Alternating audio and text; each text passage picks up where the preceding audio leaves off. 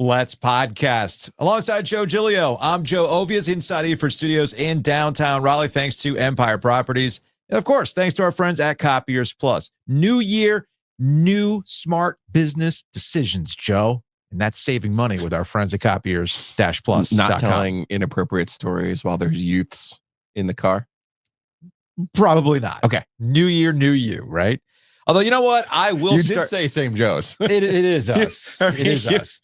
Well, you did say that. Same Joes. I'm the Joe who's very, very salty already this morning because we're not getting any snow. Straight up, I am mad that we're at the line where we're just getting rain instead of snow. Looks like we're going to miss whatever's happening right now. I'm very upset about this.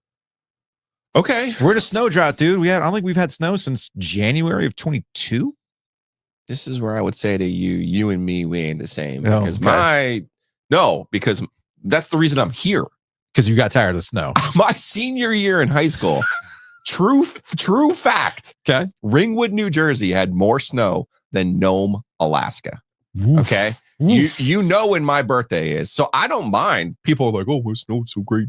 Yeah. I don't mind winter snow. Right. December, you're like, oh, it's good. January. Oh, like, and I'm at the edge of, when the transition from skiing to snowboarding was like my age. You know, so all my friends were like, yeah, let's go snowboarding. And I'm like, everyone was breaking like arms and elbows. And I'm like, yeah, I'm good. I'll go skiing. I'd rather go to Action Park in the summer. Yeah, and then but it was the same place. And lose a tooth. Did you know that? No, I knew that. Okay. I'd rather go to Action Park in the summer and lose a tooth in the in the water slide. Well, the Alpine slide was the that'll tear you up. That'll tear you up. Yeah, we would go to Vernon Valley. We would ski. And it's awesome, right? Very cool. You'd sneak like a Boone's Farm, or you'd sneak like a Coors Light Sixer, and you're on your way, right? Yeah. My birthday, as you know, is April 25th. Okay. When you're shoveling snow on April 25th and the first week of May, I was like, yeah, man, I didn't sign up for this shit. Yeah. So that's literally how I got to North Carolina and how my whole family now is here in the state of North Carolina. Funny enough, that's how my dad's parents wound up staying in Florida after they had come over from Cuba. Because my grandfather could have had a job with Anheuser-Busch because we have family in St. Louis. That's right. So my grandfather goes to St. Louis after family had hooked him up with a job interview. And there was an ice storm that happened in St. Louis. So my grandfather comes back and he tells my grandmother, ain't no effing way we're moving there. So what year would this be? Oh, geez, this was in the late 60s. Right. And and I don't care who you are. And I love people, my northern brethren were like, oh, yeah, people down here. You just don't know how to handle snow. No one can handle ice. No one can handle ice. No, period. But so that's the problem down here. Is like, plus we don't have equipment. We don't have all this other stuff. What's that got to do with me having a chance to go to Dorothea Dix with the flexible flyer to go down the hill, Joe? Yeah, you are a little bit of a wingnut when it comes to that. Shout out, was it 99 where we had that ridiculous snowstorm that we were shut down for like 2 weeks? No, you were in. Well, yes, that might have happened for you, but you made it famous in one of those years because I remember you either had a GoPro or you had your camera. You had something that on the blog back in the day, you kind of blew it up because it was a big thing. I forgot. I completely forgot. Regardless, I'm the type of guy that my brother-in-law took a parking sign down from Hillsborough Street and used the reflective side to go down the Court of Carolinas back in 99 or 2000, whenever that major snowstorm was. So that you were still in school. Yeah. I was still at state for that one. Anyway, dealer's choice, because we do have a lot to get into today. How would you like to start? Would you like to start with the Carolina Panthers wrapping things up with a nice Week 18 overtime win? Would you like to start with ACC hoops? Let's start with the Panthers. Would you like to start with the Hurricanes? Let's start with the Panthers. All right, let's start with the Panthers. I am a sicko. That was my Panther growl for you. I am a total sicko, and I decided to spend my Sunday night scrubbing through Dave Canales' press conferences throughout the season to find the exact moment where Bryce Young earned his trust. Because what we've seen from that stretch of games, Kansas City, Tampa, Philadelphia, competitive games against good NFL teams, they came up just short, just pushed through. And then they were, for the first time in 34 games, a Vegas favorite going into the Dallas game. And I jotted this down. That's when you dropped your I've seen this out of rec league team take, right? And that take was what again? when you play the really good teams, you play really well because you're trying to rise the tide, the boats with the tide, right? Yeah. And then you think, then you see the last place team and you're like, we got them. Mm-hmm. Not realizing it's the effort that got you there, not your talent. Yeah. And from that point on, though, it wasn't, they went up and down. They look like, and I think something that you and I have been talking about the last couple of weeks as it relates to the Panthers, they just look like any old football team. It looks like now they have an NFL caliber quarterback. I'm not saying he is elite. I am not saying he is trash. He looks like, based on what we've seen with the great moments, a guy who is capable of running an NFL offense, which was not necessarily the case after the first 2 weeks of the season. And that's when I decided to go back and see the timeline. Let's go through this, because my first takeaway watching Bryce Young pull a Steph Curry, throw the touchdown, and know full damn well that thing is getting to its intended target and they're going to score a touchdown. He turns around, made for TV moment. The meme was born. Okay. That is my reaction on a Sunday night, knowing that podcasting is going to be super easy on a Monday because there's so many things that happened over the weekend. That's like the same reaction. Like, hell yes, let's go. Before you get going on this timeline. Yes. Can I just give you a theory? Yeah. Do you know when Bryce Young won the Heisman Trophy? Mm-hmm. The year that he won the Heisman Trophy, it was not his last year at Alabama, but it was his penultimate year at Alabama. Yeah. They were in Atlanta, in whatever the Georgia Dome is now called. Yeah, Mercedes-Benz. And he had an amazing SEC championship game against Georgia. He did. Okay. He did. So now, yesterday I'm watching this game and I'm going, man, you say Bama, Bryce, but I'm like, this looks very, very familiar to me. Mm-hmm. So I don't know, but maybe there's a way that you can convince under the Giglio indoor facility corollary that you can convince Atlanta, hey, man, I know you like Michael Penix, but Bryce Young owns this building, man. Well, I mean, he owns this building. He is really good in that building. You should be trading for this guy. Now that you bring up the Atlanta Falcons, one other thing before we go through this timeline. The Panthers Reaper will be in effect for the Falcons in what shape or form? Because let's go through this. They have 5 wins this season. Here are the things that had happened in the previous 4 wins. When Andy Dalton took over and they have their dead cat bounce and they beat the Las Vegas Raiders back in week 3, an assistant got fired after that. And Antonio Pierce was talking about, business decisions were made and all this other stuff. Down bad losing to that Panthers team. Okay? Makes total sense. Then their next win was against the Saints. Well, the Saints... November 3rd. The Saints started off hot, then fell off. They lose to the Panthers. Dennis Allen fired. Head coach gets fired. Saints started out hot with a 47-10 win in the opener against Bryce Young and the Panthers. Win number 3 happens in Europe against the Giants. This is the Germany game. Punishment for World War I. Yes. Because they did too many heinous things in World War II. That's not just... They still owe us for that. After the bye week, Daniel Jones gets released by the New York Giants. Yes. All right, so I'm seeing a pattern. They beat the Arizona Cardinals. Cardinals eliminated from playoff contention with their loss to the Panthers. And now we have this. Week 18, overtime. They beat the Falcons. What is the punishment? What's the Reaper going to bring? Yeah, I was going to say it would be that the Falcons couldn't make the playoffs, but at that point, Tampa had already won and knocked the Falcons out. Right. So there still needs to be something. So maybe they do release Kirk Cousins today, or for whatever their cap issues are. I don't know, but ultimately maybe that is. But you can't necessarily attribute it. I mean, I don't know. Maybe the reaction here is, as one of our listeners pointed out, maybe the Reaper is just that you stay Atlanta. You are the Falcons. You are what you are, right? Now, here's why I went back and I went through all of these Dave Canales press clippings, because I want to start at the end. You want to start at the end? I want to start at the end. You could start at the beginning, that the guy was hired to fix Bryce Young. But I want to start post-game reaction, week 18, overtime win against the Atlanta Falcons. The reason why I did this was twofold. One, I wanted to see where I could pinpoint the time at which Dave Canales finally trusted Bryce Young, and we got to a point where what Dave Canales is trying to do offensively meshes with, as you said, why he was brought here in the first place. Okay. So let's start at the end, where without any prompting, Dave Canales is finally just praising Bryce Young and giving him credit for bailing a head coach out. And how about Bryce? I mean, I just, to talk about just like being able to call whatever I wanted to call on the call sheet, knowing that he was going to find a positive outcome. He was going to find a throwaway, a big play, a scramble for a touchdown, just the different things and how freeing that is just to be able to call whatever fits that area, not have to second guess the calls. And he gave us that ability to do that today, excuse me. He'll come up here and the first thing he'll say is how awesome the offensive line played, and the guys in Chandler, Zavala getting in there and really playing well today, and then, not just Miles, but, Mike Boone had some really nice runs in there. Raheem had some really nice runs, and those guys, the challenge that they took to run physical and to be able to give us an opportunity to play our style, so just some really cool stuff, and I know defensively, we gave up some yards and we gave up some big plays and they just kept battling, and the Falcons gave us their best shot, but we were able to finish as a team, and I was really proud of that.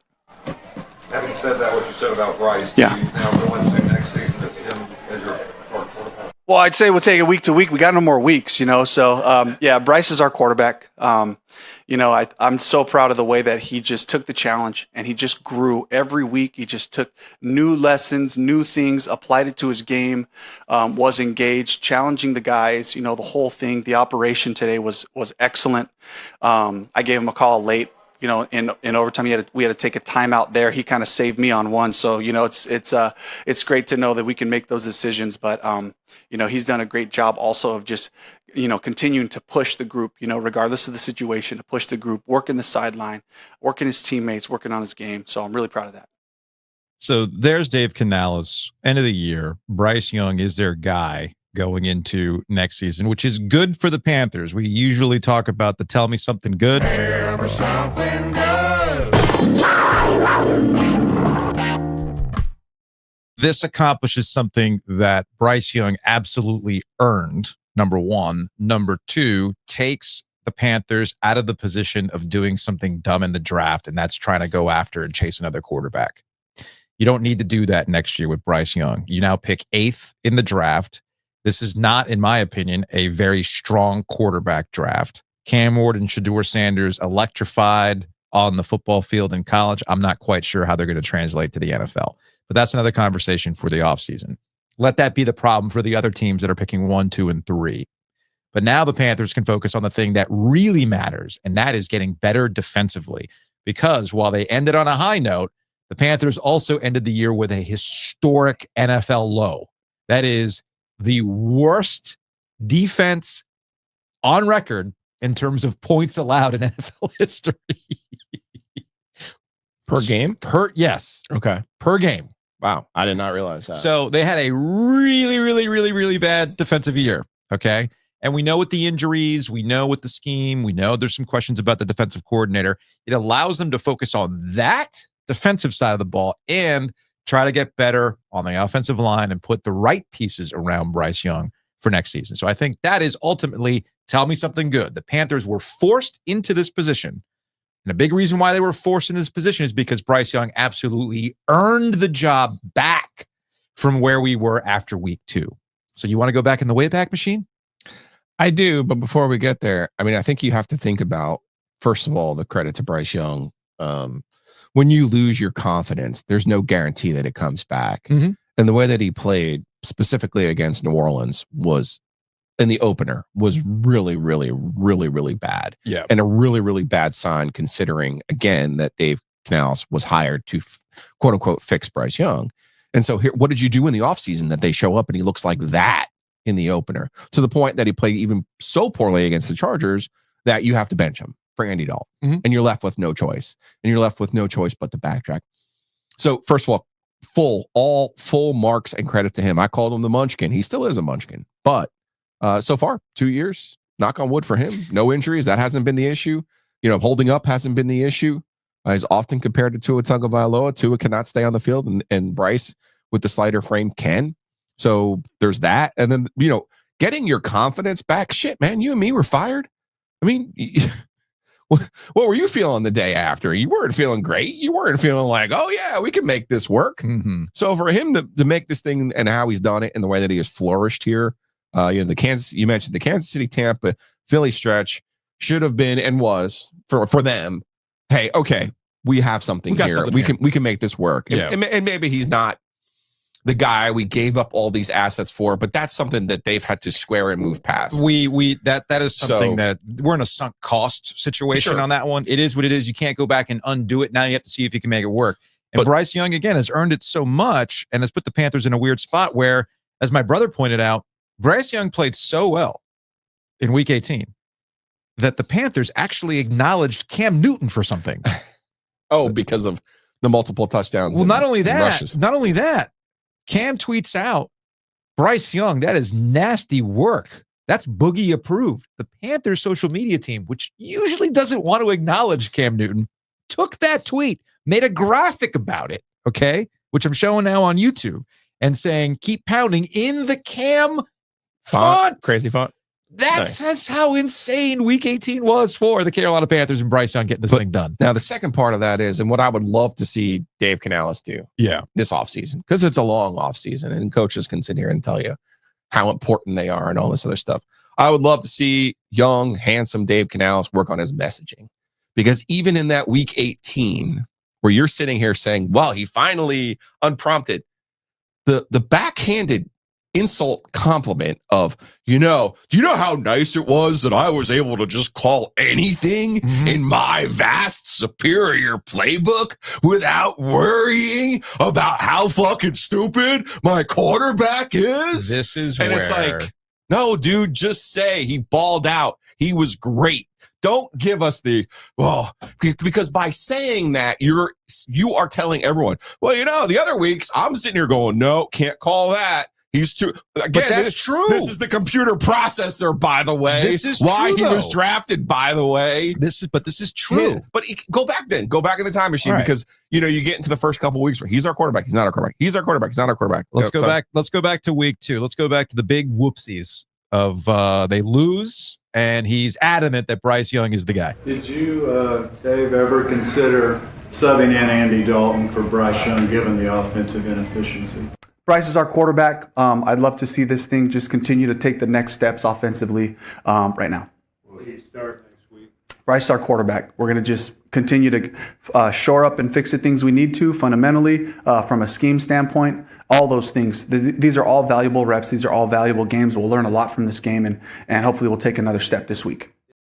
But then he didn't get any more reps because on Monday he straight up said, so we're going Andy Dalton for week 3 against the Raiders.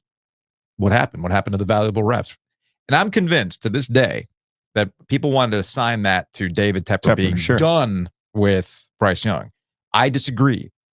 I think that was Dave Canales and the messaging that you get to, learning on the fly as a head coach, being so adamant about this, but behind the scenes saying, man, I can't work with this. Like you said, I can't dial up these plays because I can't trust this dumbass quarterback, even though the S2 cognitive test tells you, no, he's a genius. He's the wonderkin, right?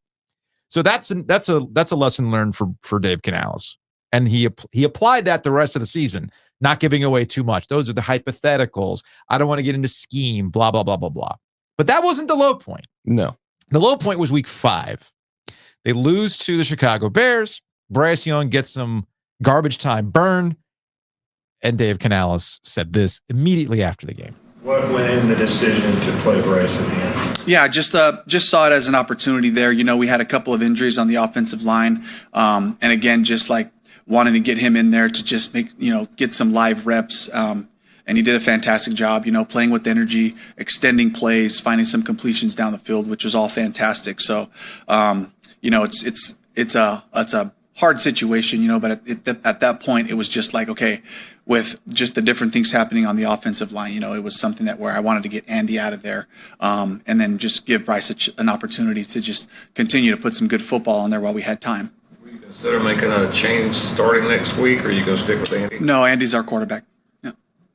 You said that a few weeks ago on Sunday, then on Monday made a change. Does that mean he's going to be your quarterback next week? Yes, Andy will be our quarterback next week. Some thought, Dave, though, if you guys continue to lose in this fashion, you were brought in part to kind of fix Bryce, for lack of a better term. I mean, at what point would you consider going back? I think it's about just getting back to the basics, looking at this film, attacking the areas that we need to improve upon, and then just going to the next game and just getting that focus right back to work and capturing a great work week. So there you go. So there were injuries, and you wanted to protect your 37-year-old quarterback, not the franchise quarterback. That was the low point of the season for Bryce Young. Got it. It was also that it was juxtaposed that it was Chicago. Mm-hmm. Caleb Williams was the pick that Chicago used. Mm-hmm. DJ Moore had a fantastic game that day. Narrator voice. That was also the high point of the season for the Chicago Bears. Although was it beating the Green Bay Packers yesterday? No. I know. People were super, super hyper about that because of the trade and everything else, as you mentioned. But no, Bryce Young, hey man, he's a meat shield. We got to protect our 37-year-old quarterback because he gives us the best chance to win. That was a low point of the season. You fast forward to week 7 against the Commanders, another bad game. Ugh. But Bryce Young doesn't play in that game. And Dave Canales was asked as to why he did not get garbage time burn in that game after he did against Chicago. Do you feel like this organization needs to get him out on the field to see if he can play, to see if he can be the franchise quarterback here?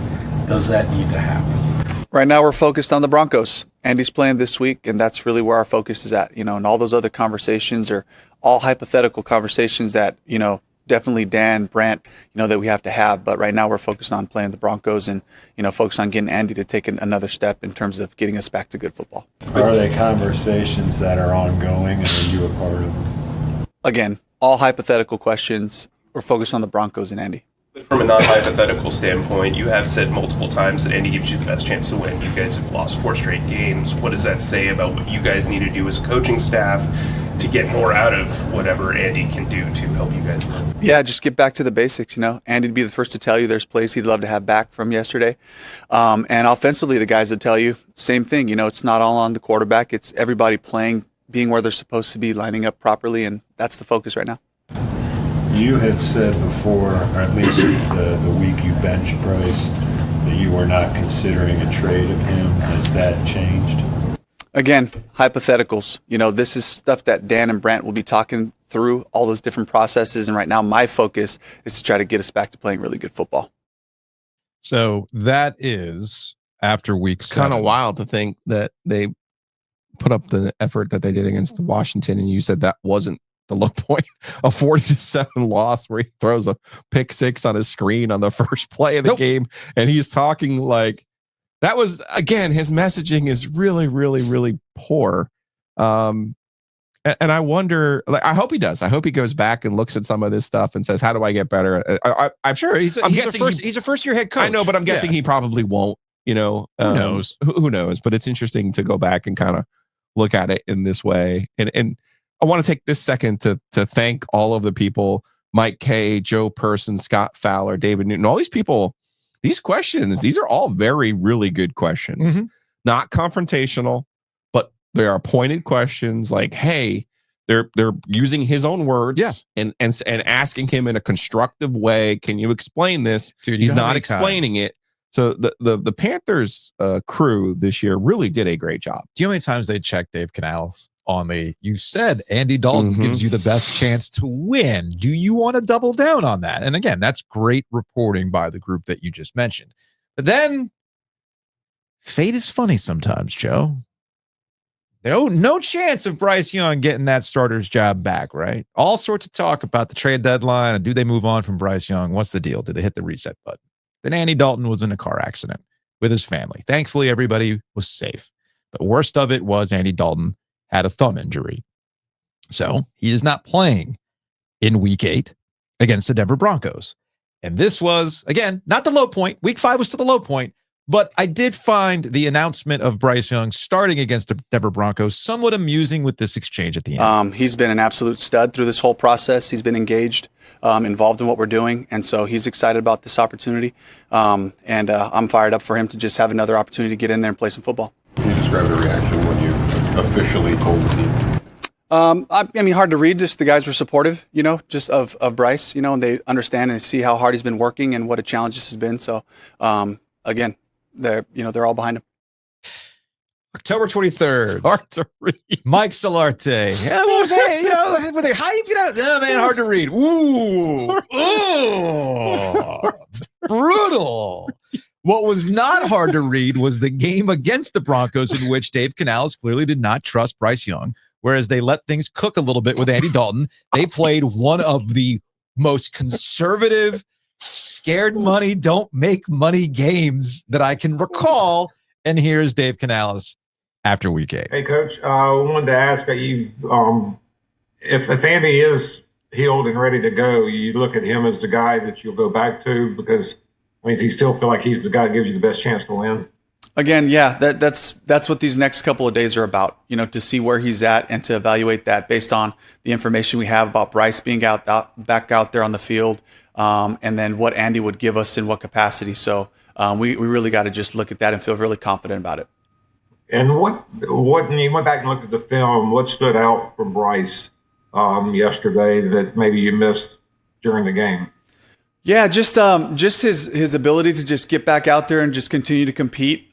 He found some great completions throughout the game. I thought that there was some the chemistry. Finding Xavier, finding Jalen a couple of times. Finding Demo. So there were some things that I was really encouraged by.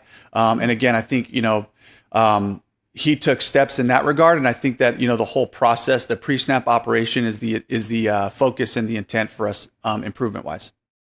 So that is after the Broncos game. The part right there at the end that I thought was interesting ties back to what we talked about at the beginning. If he just does what I asked him to do pre-snap, once we get all that going, everything will be good because I have unleashed the thing. And in Dave Canales' mind, he has 2 quarterback reclamation projects that have worked for him. Okay? Yeah, Geno Smith and Baker Mayfield. Okay, now in his mind, as this is all playing out, like this worked with these guys.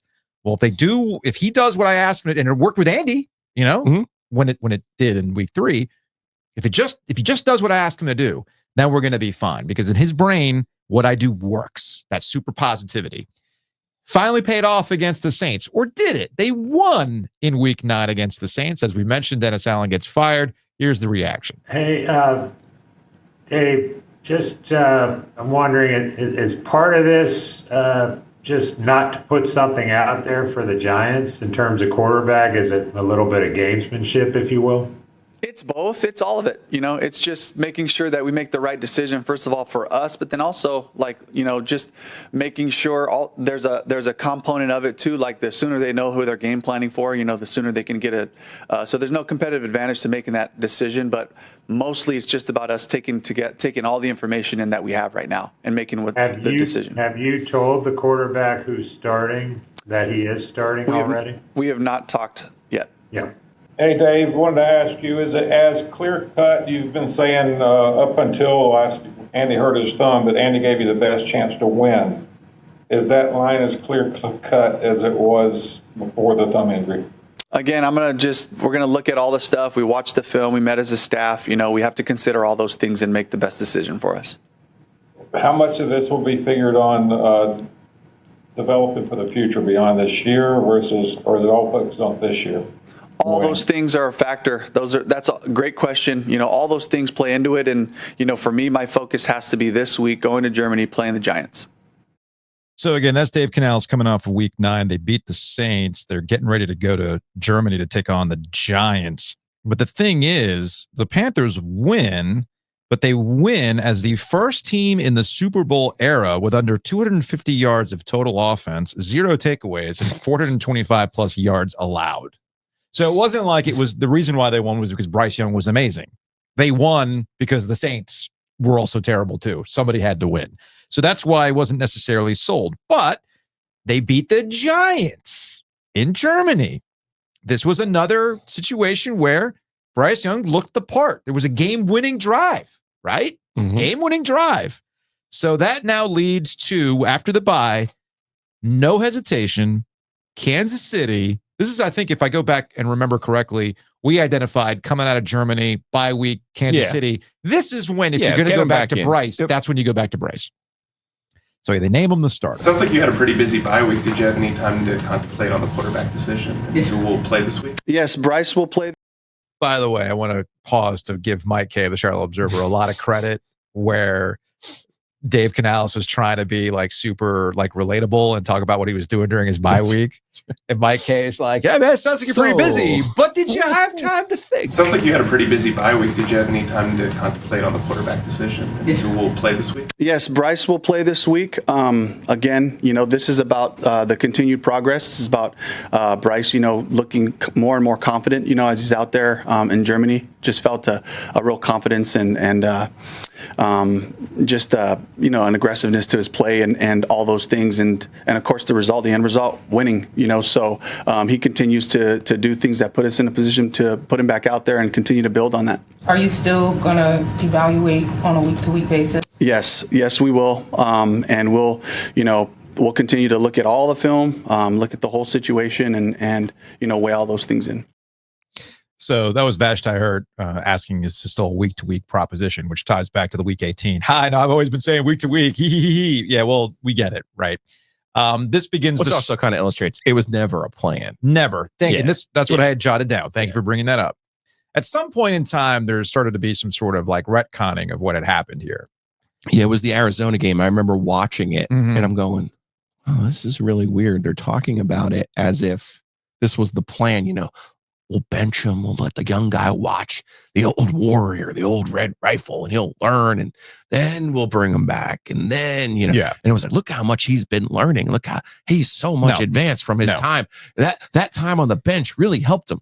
That's why I wanted to do this exercise, because you can go week by week through the coach's own words and understand the plan was never to go back to him. The plan was never to do any of this stuff. The plan was to go back to Andy Dalton because Andy Dalton gave him the best chance to win. And they were very out on Bryce Young. But again, fate has a funny way of working things out. An accident happens. Bryce Young takes advantage of it. And it goes beyond that too, because after the close, because I had jotted this down, and I remember going back and titling that podcast episode, the Panthers lost, but Bryce Young won.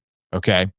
Because he went toe to toe with a Super Bowl contender. They just got Patrick Mahomes, man. Congratulations. And I remember during that stretch against the Kansas City, Tampa Bay, and the Eagles, you gave birth to your bourbon take. All right. Like you can look at the Panthers and go, oh, I recognize this.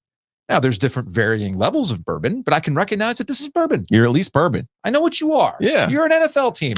Slow clap. Hey. But that's a big step for the Panthers. After the first 2 weeks. Yeah. Yeah, man, that's a big step. But behind the scenes, to further illustrate the point that Bryce Young had started to earn that reputation back, it went from, what was the reaction in the room? Tough to read. Hard to tell. Hard to read, to, hey, you lost against Kansas City, but you went toe-to-toe, and Bryce Young gave a speech. We didn't realize when we talked to you yesterday that Bryce had a speech to the team in the locker room. What can you tell us about that, and what did that message say to you? I'm just proud of Bryce, the way he's handled, all this and the way that he's progressed on a weekly basis. And, each week there has been improvement in the things that he's doing. And so, as the quarterback, to have a moment in the locker room where you can share your heart, you can share where you're at with all of it. I think it's important that the guys continue to connect that way. And, the guys responded positively. And I think that, in general, the message is like, this is the brand of football that we can play. And on top of that, it's like, okay, now let's get back to work and see what did we miss out there. I felt like there was a lot of meat left on the bone. And so while it shows when you play a version of football where you can be competitive, especially against one of the league's, best teams right now, it's still got to be about the finish, So it was a good moment for the guys to connect, and all the guys to a man, where they had that mixed feeling of being sick, that, this was an opportunity missed, and also to know like we are continuing to improve on a weekly basis, which has been our goal. When they make hoodies, that they have Dave Canales in mind. I mean, that's how you're supposed to wear a hoodie right there. Oh my! Not like me, man. Look at that guy. I saw myself in the mirror the other day with a hoodie, and I was like, "Nice rack, Ovies." And I look at Dave Canales and went, "That man works out. Cut from steel. That man works out. That man works out." And it ended up working out for the Carolina Panthers and Bryce Young. We fast forward to week 14 to close this experiment, to tell you the moment Bryce Young finally earned the trust of Dave Canales. Week 14, they lose to the Eagles. Another one of those, hey, Super Bowl contender. You got a chance to beat them. Yeah. Because the whole thing was, hey, man, this streak, because the Eagles were on a winning streak at that time. Can the Panthers knock them off? And here's the very moment. I can tell you, week 14, Bryce Young finally earned the trust of his head coach. Yeah, I just see him just making great decisions, continuing to push our whole system forward in the way that he's preparing, in the way that he's making it come to life on game day. Certainly making better calls out of what I've called, and making plays out of it and finding scramble throws and those things down the field. And so I'm fired up for the progression of Bryce and just watching him just take each step every week, attacking the game plan and making it come to life during the week. During this last 6 weeks or even Sunday, obviously it's a two-way street between the play caller and the quarterback and everything. Is there a play, without getting into too much strategy, that you called that he performed better than maybe the initial concept was, or maybe kind of had to improvise and adjust to the play calling? Like maybe do you have an example of that? Yeah, multiple times. I mean, just getting to different checks, I don't want to talk about our scheme specifically, but it happened a couple times where their coverage was better than the play I called, and he extends the play and finds a completion or throws an incompletion, when they got us completely covered in field goal range. It was like early in the game, we're like in a 2nd and 7 in field goal range to get our first 3 points, and the concept is gloved. He didn't have a lane, throws it away, and we live to see another down after that. So just making decisions like that, is part of the position, and I would love to say that, I know exactly what the coordinator is going to do in all these situations. It's just not true. And that's where the ownership of the quarterback and the group to start the second play. This one's dead. All right, here comes the second play. We start moving, and to see the effort of the offensive line using their hands, disengaging, the whole thing fitting in like that. But yeah, he certainly saved my bacon a couple times out there. Saved my bacon. There it was, Joe. There's the moment. But he finally earned Dave Canales' trust. They had an up and down rest of the season, but that's not the point. That's very NFL-like. And it closed out on a high note with that Week 18 win over the Atlanta Falcons. Ultimately, progress for the Carolina Panthers. The 5 wins, knowing where you are at quarterback, knowing where you are at coach, as we've seen today on Black Monday in the NFL. Like, even the Patriots moved on from their head coach after 1 year. Mm-hmm. So I was kind of dismissive in week 2, and you were like, no, man, they're trying to win games. And I'm sitting there thinking, well, why? Like, you're here to fix Bryce Young. And the truth of the matter is, it stands for not for long for a reason. Mm-hmm. So they don't scramble and show any kind of improvement. The Panthers and David Tepper, who we haven't mentioned yet, by the way, or maybe we did in passing. No, I was going to get to that. Good for him, because I feel like he's been over involved. Yep.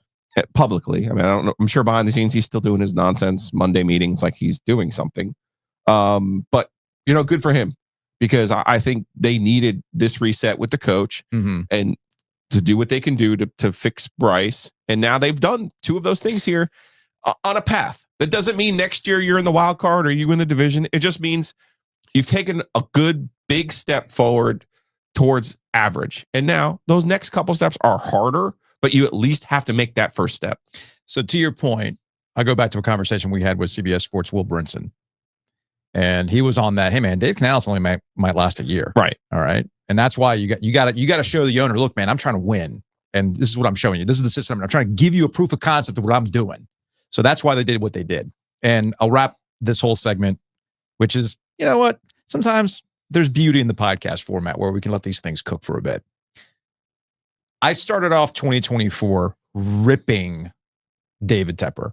And you had every reason to rip, rightfully so, David Tepper, from the tossing of the water at a fan to the Dilworth incident where he went in there mad about the draft billboard and taking off a guy's hat and everything else. But if this end of the NFL regular season, I will start 2025 commending David Tepper for getting the hell out of the freaking way. Because as we've seen in the rest of the NFL, ownership is bad everywhere. All right. Yes, and there are new and exciting ways that you can embarrass your franchise. We give you Woody Johnson and the Jets and his kid, the Maras, who, hey man, I guess they realize it doesn't really matter who our GM and coach is. We're still owning this team. So F it. Might as well just bring those guys back. Jim Irsay, same thing. Why would you do what you're doing? Jim Irsay's doing exactly what he's doing. And then, of course, The chef's kiss, Robert Kraft, a man who was salty about not being an NFL Hall of Famer. And we're starting to find out, hey, man, not having Tom Brady and Bill Belichick really is a struggle now, huh? You didn't realize how easy you had it. You're running hot when you got the greatest of all times as your quarterback and your coach. Weird. Now that when it's on you, huh? Sounds like my Carolina take. So weird. Housekeeping. Brought to you by Enovana. Check them out online at enovana.com. You have mess inside your mansion or trash in your cabana. Get it clean with Enovana. We have the Basketball Jones this month. It's finally here at the Rialto. Go to therialto.com. Bomani Jones is going to be hanging out.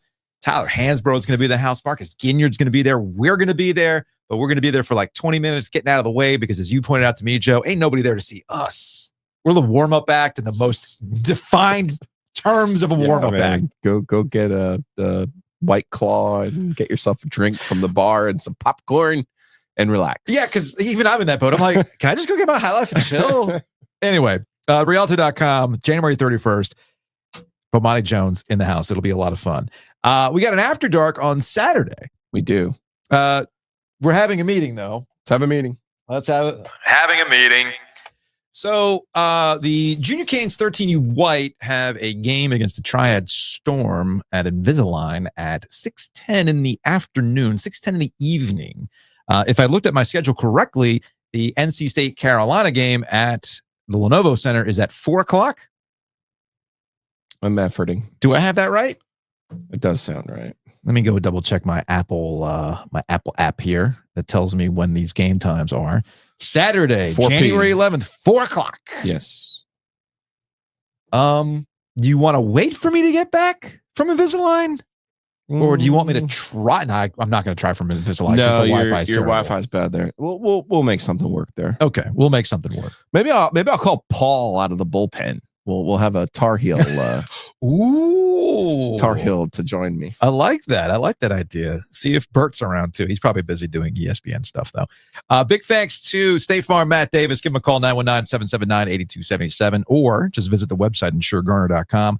You can also go to the oginsurance.com.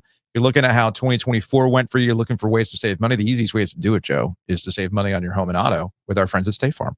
The best way to do that is to have a conversation. So give them a call, 919-779-8277. Holidays are over. Your house is bursting at the seams. You need a new one. Hometown Realty. Call them. myhtr.com. Again, that's myhtr.com. And I ended up getting a text. I got a text from a listener who's currently in the Magic Kingdom. Okay. I'm kind of jealous.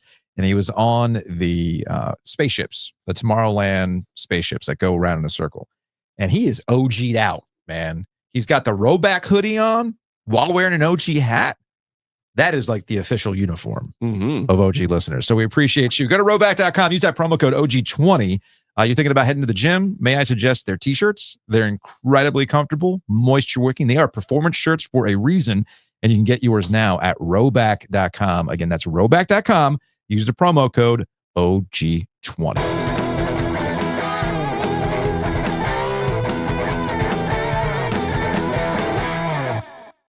All right, let's go to some ACC college basketball. Do you want to start with the Wolfpack or do you want to start with the Tar Heels?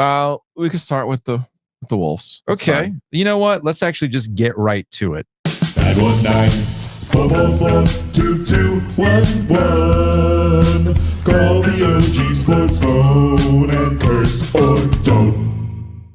This comes to us from a 336 number. What's up, Joes? Happy New Year. Long time here. Just want to kind of bring up a point that a guy made on the mailbag on Friday regarding Kevin Keats. I think two things could be true about this. I think he did mismanage his portal acquisitions. I think the players on the court have to make the plays, and I know y'all's friend Josh Goodson has kind of gone to war defending that take on Twitter. Another thing that could be true is Kevin Keats just has not shown that he can manage the players that he has. You look back at last year, and just his tenure overall, he's been known to just let a few guys just kind of go and take over, a la, Darion Sebron and Terquavion Smith and Horn and Burns last year. But you have to, in a shooting aspect, you have to know what your strengths are, and I don't think he knows that quite yet just this year. I think he's letting too many people try to score. You got guys on the bench like Breon Pass and Trey Parker who have proven in several games this year that they can score. For crying out loud, Breon Pass is shooting 56% from three, and he's sitting on the bench. Why not give him a chance at this point in the season? You're on the outside looking in. What does that hurt you to at least let him start, show you what he can do, and adjust from there? And he's not the only example. But I think both of those things can be true, and I'm curious y'all's take. Happy New Year. Love you guys.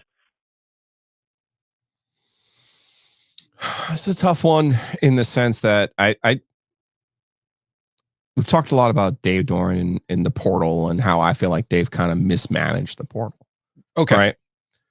And I feel like they need to learn some lessons. I feel like this offseason has been a good exercise for them in being a small market team and managing the portal. Real quick, I disagree with you on the Doran point about mismanaging the portal, unless you mean they've mismanaged the portal by not just going out and doubling down on what they actually are.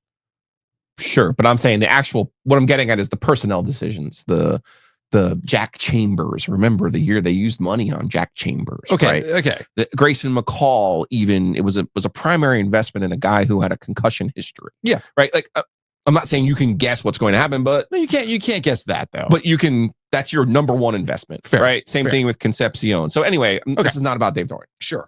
This is my point though. Is Kevin has done actually a good job of identifying players from Jarkel Joyner to DJ Burns to DJ Horn. How about Mo Diarra, who averaged 3 points a game at Missouri and became, the key to unlock last year's ACC championship and Final Four. So I actually disagree that Kevin has done a bad job in the portal.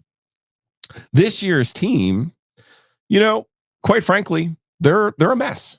They are. I think Kevin will be the first person to tell you that. Dontrell Styles has not been what they thought he could be. Huntley Hatfield was not supposed to be DJ Burns.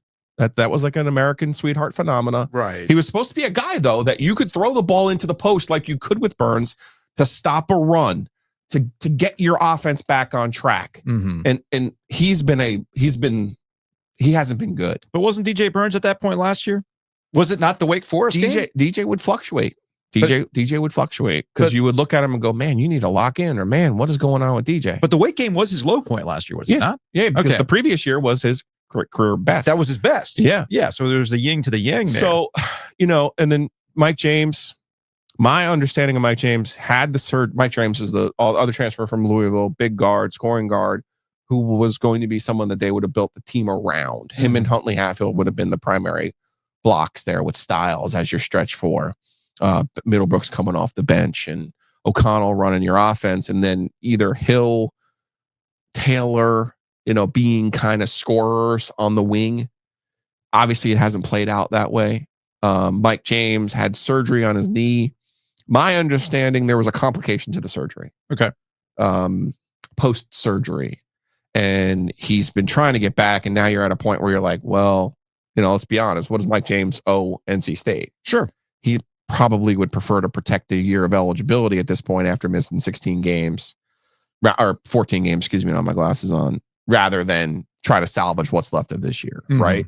So that's not to absolve Kevin for putting this roster together. I mean, I think a lot of people told him, hey, man, you're trying to rebuild or you're trying to remold the roster based on two guys from Louisville who we're on bad. We're bad. We're on bad. But teams. I don't. You know what I mean? don't begrudge him that for two reasons. There was a point that you made last week about you kind of go with what you know and where you still get your sources, who are your guys. The same way with Grayson McCall and Dave Doran. I'm like, why wouldn't Grayson McCall make sense for Dave Doran because of Tim Beck? Blah blah blah blah blah. Right. So all those things play out. I am convinced that Louisville, you take as that was a bad coaching situation, man. Yes, but a toxic situation. It was a toxic, bad situation. So you can see and contextualize. Oh man, they were on a bad Louisville team. Well, were they bad because the players are bad? Were they bad because they had a toxic coaching situation? I'm going to go with toxic coaching situation where Nolan Smith and the head coach wouldn't even look at each other. Right. Okay. So anyway, that I'll just say that. That's why I don't get too caught up in the how could you take Louisville players? Yeah. Man, that was a bad spot. Now, all right. Now let me get to specifically because I made this point on the mailbag about Diarra and how to me that's really where this season took a left turn for them. Fair, but when you go back and you look last year of how it was unlocked in March, okay, it was really on the defensive end. I've made this point several times. I made it during the run. They weren't lucky. The shot was the only fluky part of the entire run. That one shot was the only fluky part of the entire run. Everything else, they straight up outplayed 8.5 of those opponents. Defensively, straight up. The second halves against Virginia and Wake Forest defensively have been shit shows. And the only glimmer I've seen this year of that commensurate effort on the defensive end, the communication, the defense, was the Texas game at home. And they let that game slip away from them because of the execution on the offensive end. Which, hey man. And what should have been the lesson from that game, even in a loss, should have been, okay, this is the effort we have to give defensively to win basketball games. And ever since then, you get the slow start you beat Florida State in overtime, fair enough. You get the slow start against Kansas where you fall behind 15-0. Look at that. You lost by 15 points. You played Riders, so what? You collapse in the second half against Virginia. You collapse in the first half against Wake Forest. So they're at a point now where you're looking at this thing and you're going, well, can it be fixed at 8-6? Well, yes, it can. You got two. Well, NC State season probably doesn't start until March 11th in Charlotte. There's that. You know, there is that. But look who's here. Look who's here. And it's typically it is NC State that is the balm that cures all that ails North Carolina. It'll be interesting to see what happens on Saturday. Notre Dame's a spunky little team. Yeah, but they got Burton back. He looked pretty good, and he's a force multiplier there for the Fighting Irish. So yeah, and I know it's certainly not a walkover on Wednesday. Like State's going to be in a dogfight.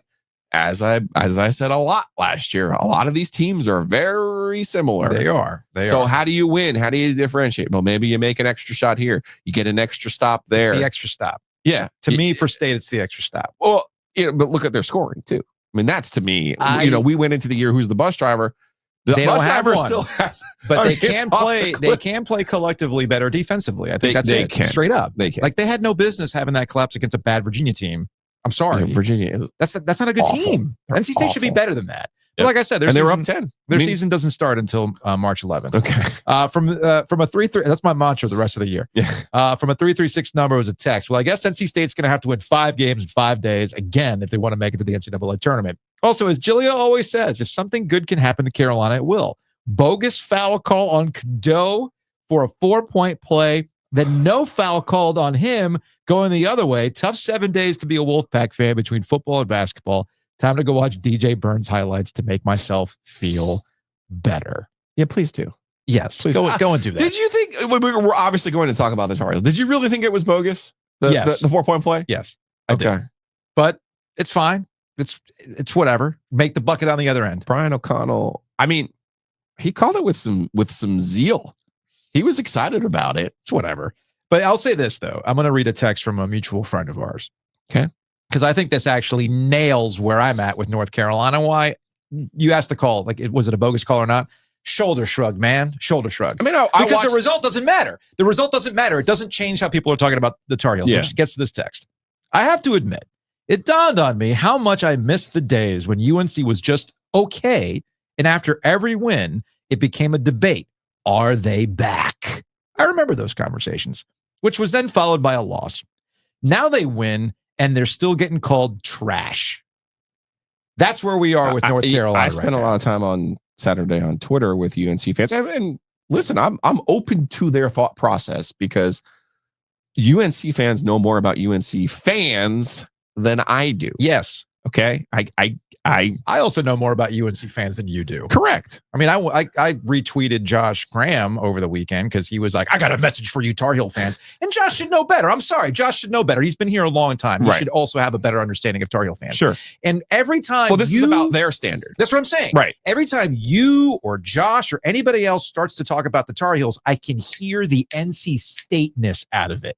And it's like, have y'all not figured out that the standard at Carolina is a different freaking standard? And this is not good enough. Straight up, it's not good enough. And when you understand that, then you'll understand why when you bring up but he went to the Final Four 3 years ago.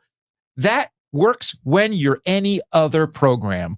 But North Carolina is a blue blood program, and you can't just start telling UNC fans who have basically been trained to think they're not like everybody else to start thinking like they're everybody else. Even if, and I see that shit-eating grin, the reality is that they might be like everybody else. I get that. But you just can't tell fans to snap a finger and go, oh, okay, got it. We'll just start thinking like everybody else. It don't freaking work that way. Plus, I would also ask you the question, based on what we've seen, what about this? You talk about roster construction. What the hell is that with the Tar Heels? Listen, I'm not going to. Actually, I thought Jalen Washington played a lot better. Again, we're grading this shit on a curve. It is on a curve, but it's two separate conversations. Okay. You can have your historical standard. Yeah. You can have your own expectation. But the truth of the matter is we're in a year-to-year proposition now for every program. Okay?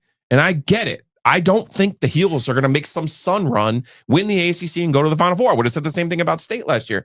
But I do think they're an NCAA tournament team. But that's not good enough. And I think this gets to the larger point that I've been trying to make. And I think you and I both agree on this. The existential dread that is taking place in Chapel Hill about where college basketball is today, and are you doing it the way that you're supposed to be doing it in the modern era? Give me the two ACC programs that look like they've got a handle on NIL, where we are right now. There's only two. I mean, there's Duke, who is the gold standard. Because it's not just coming out of somebody's back pocket. Right. Like there's legitimate Gatorade, Nike, AT&T money there. It's a business. No, those are major brands investing in their business, and they're distributing that money. Whether or not that results in championships is a separate conversation. Different. The point is, Duke looks like they get it. Yes. Whether it works or not is not the point right now. The point is they're playing the game as it's currently constructed.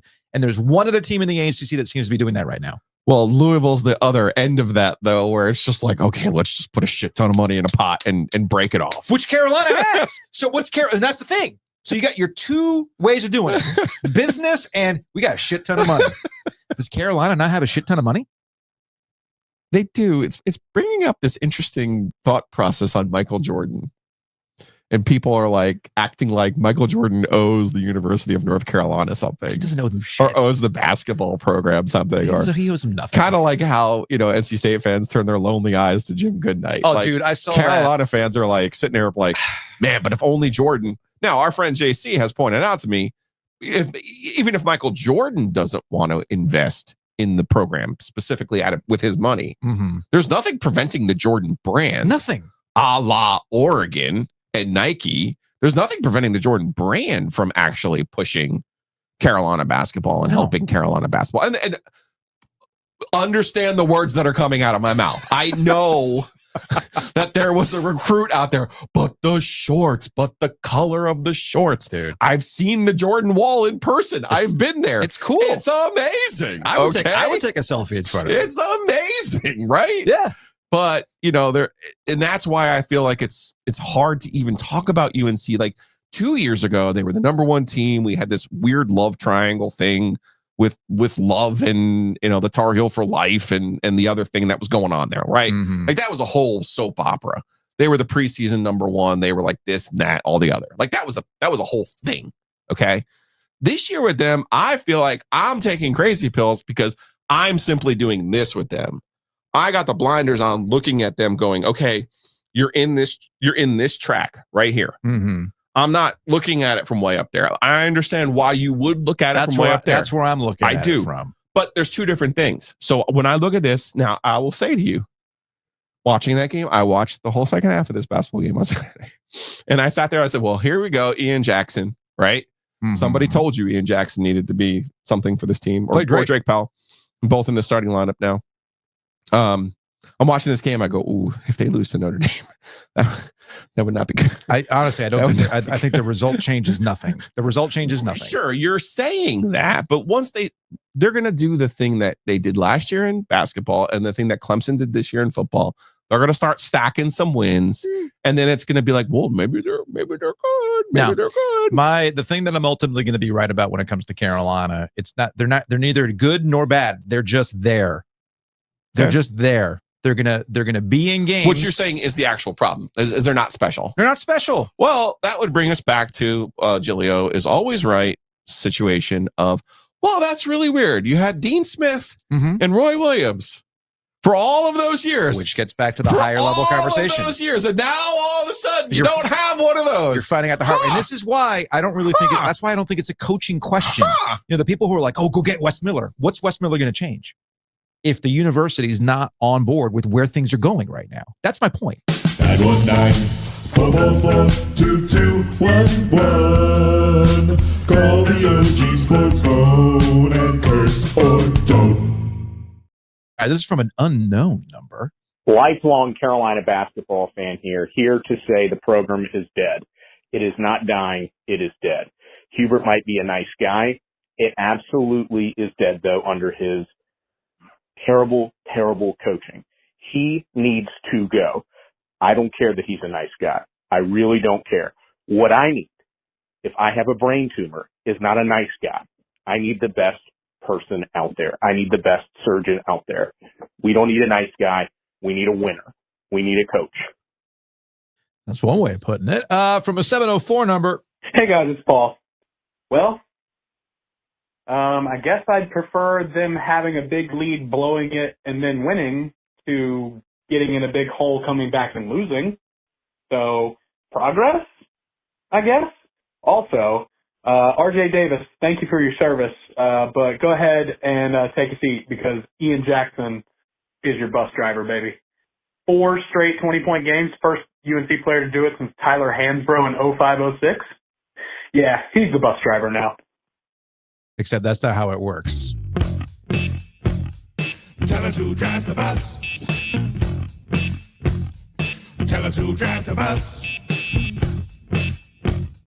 Hubert's not going to just not allow RJ Davis to be RJ Davis. It's as simple as that. The real question is what happens with Elliott Cadeau. I was going to say, that's the real Remember, question. He was in that same situation against Kansas, missed the shot. That was the lens which I saw it, not there was a bogus foul or suspect foul. Now, he did get used on the subsequent possession, and Burton couldn't finish the shot. That's what I said. That's why I said at the beginning of this conversation. Foul or not, hey, Notre Dame, come on, guys. Yeah. Finish the shot. Yeah. I mean, it's there for you. You probably could have done that. And we'll close this Carolina conversation with yet another Carolina fans try to explain to the quote-unquote state people how this works. Hey, guys. It's Sean up in Virginia.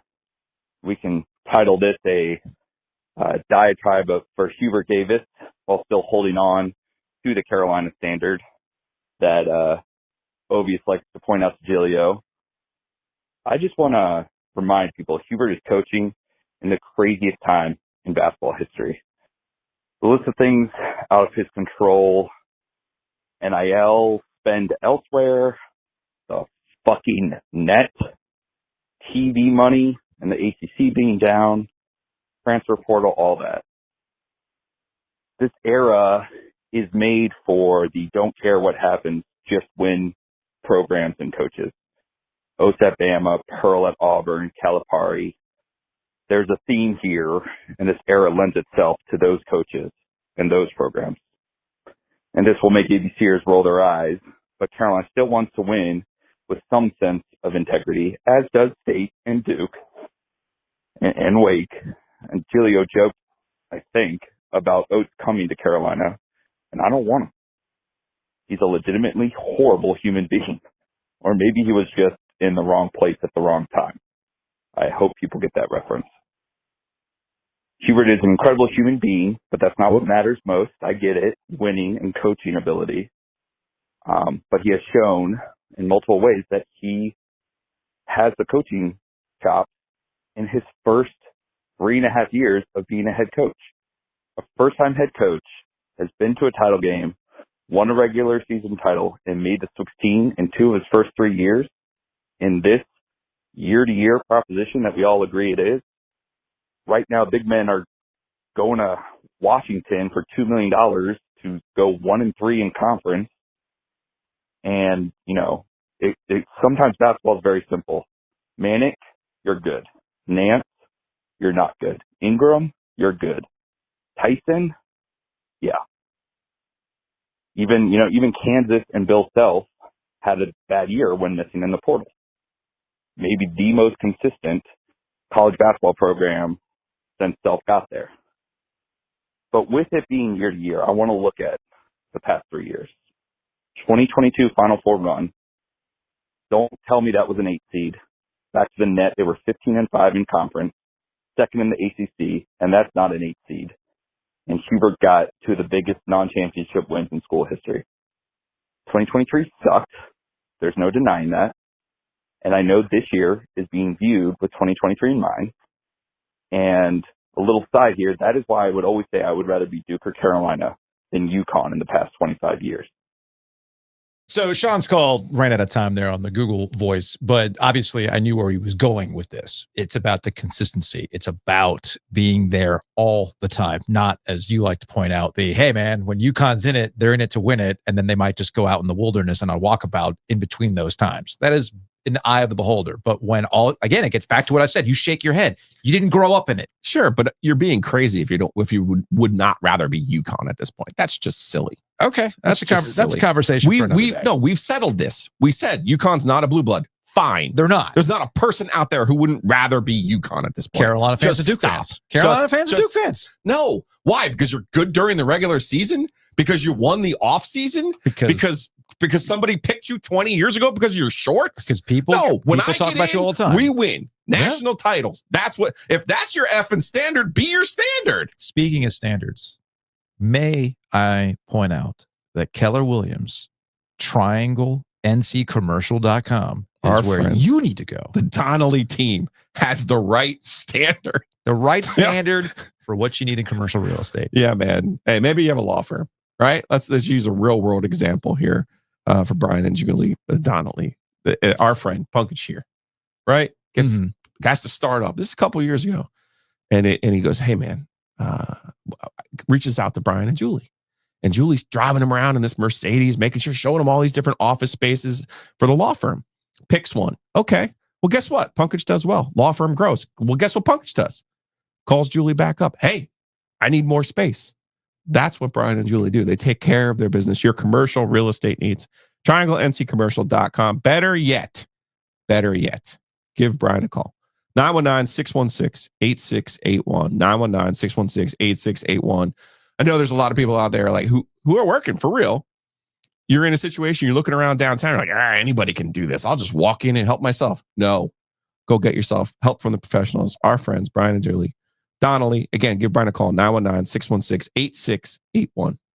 Now, we'll spend some more time talking about this tomorrow as it relates to Duke, but I wanted to point this out. Sometimes I feel like we're probably 2 or 3 weeks ahead of where stories will go. That's our fault because we're in it every day. It's fine. Was Goodman who said people aren't paying enough attention to Cooper Flag? Yeah. It's like, what? Excuse me. I saw that and I was like, oh, Goodman, you always get me. What? You know how to push those buttons. So one of them is related to Duke and Cooper Flag. Mm-hmm.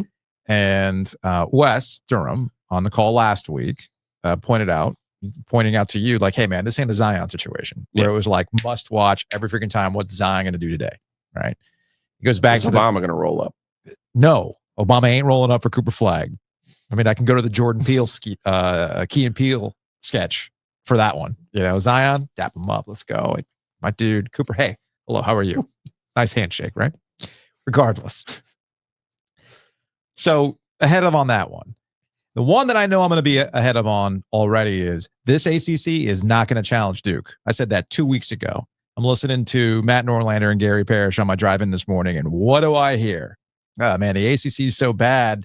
You might not. They were kind of combining the two about how Cooper Flagg's really not going to get a lot of run. Now, Matt's convinced that Cooper Flagg's going to get this push. I don't see it because when people watch the game, they're going to recognize a good game, but it's not the explosive game that Zion Williamson had. Well, let's also not rewrite history here. Yes. We've seen Cooper in 2 high-level situations, and he failed in both. Growth points, though. Growth points. Sure. Ultimately, again, the standard is the standard. Duke's trying to win the national championship. Which gets back to so my if he point learns from the Kentucky and Kansas situations, fine. But Jeff Goodman's sitting here telling me, who's not getting enough talked about? No, Jeff. When he played against Kentucky, he turned the ball over 3 times. Yes. Against Kansas, he turned the ball over again. The money was on the table. He didn't make the plays. So that's why people aren't gushing and filleting him right now. If he had made those plays, sure. He didn't make them. Now, he still has an opportunity to make those plays and walk off the big winner here. But they ain't going to happen in the ACC, which is the point. No, they're in full Gonzaga mode right now. This is going to be, I know you scoffed at the idea that they were going to go through conference play undefeated. I'm on board. You scoffed at it. No, that was not me.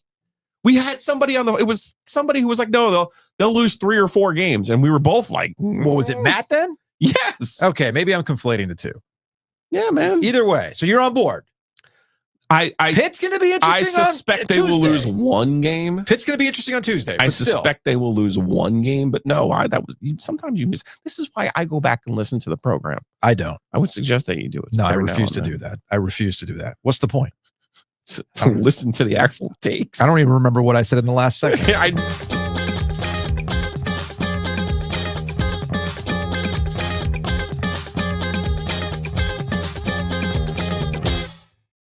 can tell you what I do remember, though. Home Field Apparel has incredible fleece-lined hoodies, sweatpants, and it is officially super, super cold portion of the season. So get the gear right now.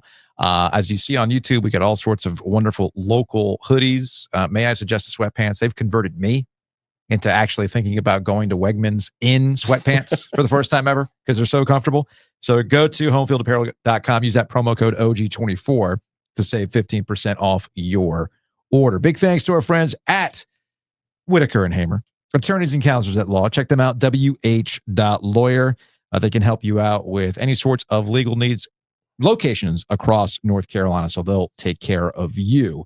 Breeze through. We're getting to the Canes here in a second. You're looking for an easy peasy way to get in and out of Lenovo Center. May I suggest you park at the Breeze through? First come, first serve. But you can go in, get yourself road soda, and then enjoy some hockey. I was in Go about your business. Hockey mode yesterday. I didn't realize the Canes were playing 15 times this month. Yeah, it's a slog. It's a slog, man. It is an absolute slog, which is why you need your coffee from the Breeze. So go do that. Speaking of slog, you're coming out of the holiday break. Admit it, you feel very, very sluggish. It's now time to go to O2 Fitness and get it done.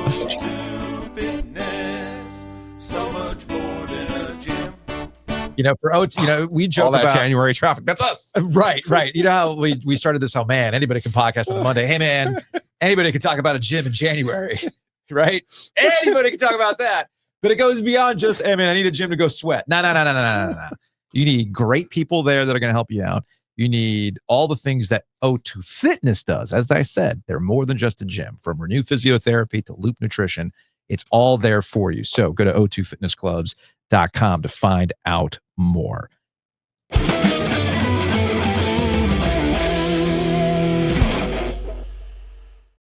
Speaking of the Carolina Hurricanes, you were in Canes mode yesterday, right? Yes. Are we going to do this every freaking game? I think so. They lose. It's the end of the freaking world. This team sucks. When they win, hey, they put the effort in, boys. What if I told you there's not much difference? Man, the second period yesterday, our friend Sebastian Aho. Oh, I was like, oh, fantastic. Okay. Yes. I think after the first period, there was a Rod Brindamore, hey, your best players need to be your best players speech, because Jarvis and Aho were phenomenal in the second period. Can't wait for him to break them up in the playoffs.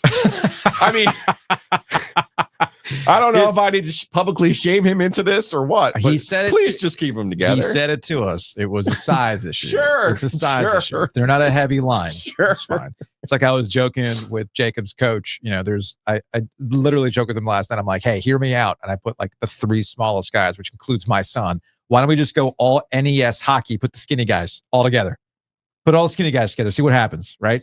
Here's Rod after the game. Could have been another tough night, 5 minutes in, 2 goals against, but the resiliency of the team kind of bouncing back. I give the guys a ton of credit because the way things went the other night, and then we made a bad decision on the first goal, kind of give an odd man rush up, and then they made a good play on the second one. You got to tip your hat. That was a world class play by was it Carlson in the pass. Like that's okay. They made a good play. You got to move on. And I thought after that we settled down and got to our game, especially in the second period. And then I thought really they made another good play for over a goal, and then I just thought we stuck with it. I think we got what we deserved tonight. Could have been a tough finish too in the third with the penalty kill he had to make at the end. Great penalty kills tonight. Had the 2 goals, but also he was. Yeah, I'm glad you. I mean, he was great tonight. All over it. And that line was good. They played well together. So it was a good win for us. We needed that one. We needed that one. Yeah, I was in the post-game presser, and that one, he said that, and I was like, oh, okay. Yeah, I mean, Saturday was bad. I mean, they lost 4-0 on your home ice. If they've been in this, I think, last 6 games now, they've alternated losses and wins. Yes. And Rod was talking about consistency, and I think a lot of people, I'm on the elevator going up, and guy stops me. Hey man, really miss you on the radio. I said, yeah, man, check out the podcast. Got you. He's like, yeah, man, I'm ready to get rid of Svechnikov. Can we trade him? There's funny. A lot of people who that's their first take, man. Well, I think it's justified. Sure. I do think it's justified in that you can look like a guy like Jarvis last night. He needed a big goal. He's got this new contract. Jarvis came up. Yeah. After the game, I don't know if you were in the post-game scrum with Jarvis, but he talked about like, yeah, man, from Saturday night, it was eating at me that I wasn't able to bury some of the ones that I had a chance to bury, right? So he goes out there and he gets it done. Now, there was a sequence there on a pivotal goal where Svechnikov, what was it? Martinook starts it. Jarvis, yeah. Martinook starts it. Stahl feeds Svechnikov, right? And then Svechnikov gives it to Jarvis, goal, right? Beautiful, beautiful. And you could see where Jarvis is trying to like pump up Svechnikov after the fact. Like, yeah, man, that's you. I mean, classic Dean Smith, point to the passer, all that kind of stuff, right? I mean, Jarvis is a college basketball fan at the end of the day. Whoever would have come up with that? I know, Thank right? you and your teammate. Thank God. UNC, man. Without them, how would we know sportsmanship without UNC basketball? Regardless, I do think the conversation around Svechnikov is justified. You were basically promised to be the next big thing. You've got a contract that shows you that you are the next big thing. Sure. And you are not consistent enough in what you were brought here to do. Take the freaking empty netter crap out of the equation. What do you really have with Andrei Svechnikov? And if it's not going to be finishing, you need more consistency in the other things that you have to do to create plays, which sometimes is there, but it's not consistent And enough. it's always been the same thing with Svech, with the penalties. The penalties that he takes. There's an aggressiveness that he plays with. You want him to play with an edge, but the penalties can just be crippling at times. It's a lot like, I don't even know, like, the problem with Svech is actually the Hurricanes traditionally have hit on that high of a pick. Yeah. And it looked like he would early. He just hasn't progressed to the point where you're like, okay, he's going to be this or that. And now they paid him the way that they paid him, which is really just the going rate for players. Sure. I mean, it's not like some absorbent, weird cockamamie. That's not what I'm getting at, though. Deal. That's not what I'm getting at. It's, it's how you're positioned and who you're supposed to be. Sure. Sebastian Aho has been that. Okay. Right, but I'm going back to Eric Stahl, who they're going to honor here this week. When he was picked where he was picked, and it was a breath of fresh air for a franchise that had been so middling and didn't have that high of a pick. Yeah. And so when they finally got one of those difference makers, and Eric was one of those difference makers, it showed you what happens at the top end of the draft. And remember, all of those years, the 10-year wilderness, they would kind of refuse to tank. The Svech pick was the first time they really had Jack Johnson. Yeah, I got you. I hear you. But for the most part, getting that pick was really important. And he did show some early flashes. But again, you have the fight with Ovechkin in the first year of the playoffs, gets knocked out. You don't see his real potential. Turns his ankle in the bubble, and then has the year where the contract kind of weighs on him the whole year. Yeah. And now you're looking at him going, okay, Last year was last year. Now let's see, recovering from the ACL, right? Mhm. And so now you're looking at him and go, okay, as Rod said this offseason, there's no more safety net back there. No. There's certain guys, Natchez, Svech, You mentioned Kokanyemi, who needed to bring it up this year. Let's just take it to what Rod, the new game that we're playing this season. When Rod sees a top level pick on the other side and he's hey, that's why they drafted him. It's where he was drafted where he was drafted. It's like it's that meme where the guy's looking at the distracted boyfriend meme, like, hey, I got my top pick here, but look at this top pick, right? Mm-hmm. So that's kind of where we're at with Svechnikov. Be kind of curious to see how the rest of the season plays out. But if you're looking for the consistency, well, it's got to come from him. It's got to come from the top guys. I'm over the goalie conversation. The goalie situation is what it is. We've seen more Kochetkov as of late, which is good. Way. We've seen more Kochetkov. Yeah. Got to score. It's that simple. Take a break. Let's take a hockey break. Brought to you by Happy and Hill. It's funny. It's January. Anybody can podcast on a Monday. Anybody can tell you to eat better in January. Yeah. Right? May I suggest Happy and Ale?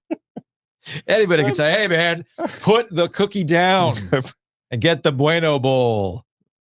I've never felt more like our former employer than I do now, hawking gyms and healthy foods in January. But look, really, we talk about consistency. Okay, good at this, right? We talk about consistency, and that's the thing about Happy and Hale. They are absolutely consistent when it comes to their meals. Always great smoothies. Head on over.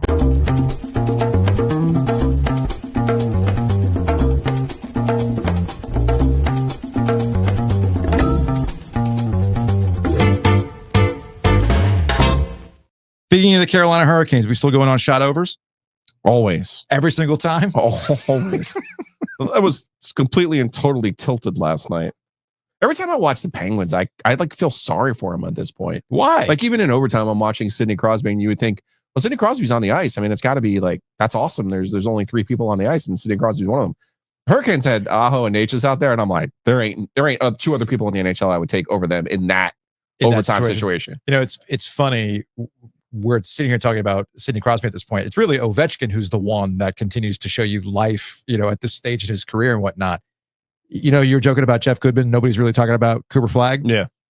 Are we just kind of glossing over that Alexander Ovechkin might be topping Gretzky? Any Gretzky record, let alone goal scoring, like that's. Are we just kind of just gloss over that? Proves my point though about hockey and why we have success in the postseason because hockey's not talked about at the granular level. It's not even talked about on a big level. No. By anyone. Now, to your point, if you would have tried to explain to somebody, Rick Riley's whole shtick back in the day, SI, he would tell you like how great Wayne Gretzky was. He's like, if Wayne Gretzky never scored a point in his career, never scored a goal in his career, he would still be the points leader based on the number of assists that he had. Right. Yeah. And like you think about it, there are some really staggering records out there to your point. And if someone is going to break his goal scoring record, that is significant.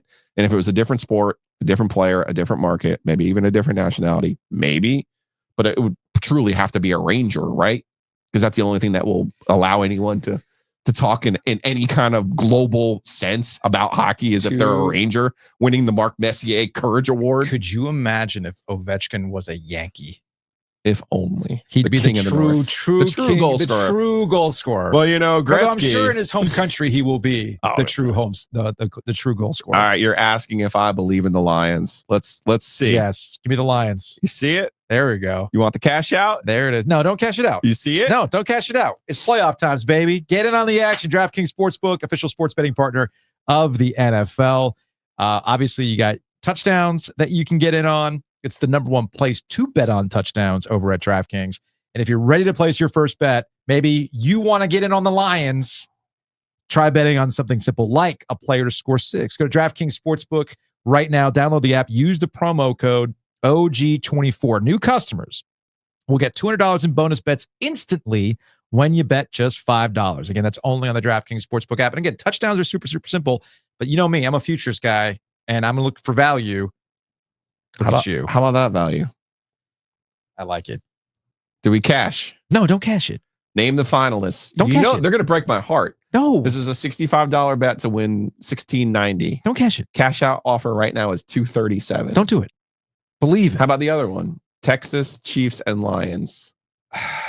When Texas has to win the national championship. That was a $44 bet to win $5,000. Cash out offers 107. I would do that. I would cash out on that one. I don't buy Texas. Texas is going to lose. So yeah, I don't buy Texas. So keep boy, then if Texas wins, 5 G's is 5 G's, man. All right, keep it in. Keep it in. Anyway, go to DraftKings. Use the promo code OG24 and get that $200 instantly in bonus bets when you bet just $5.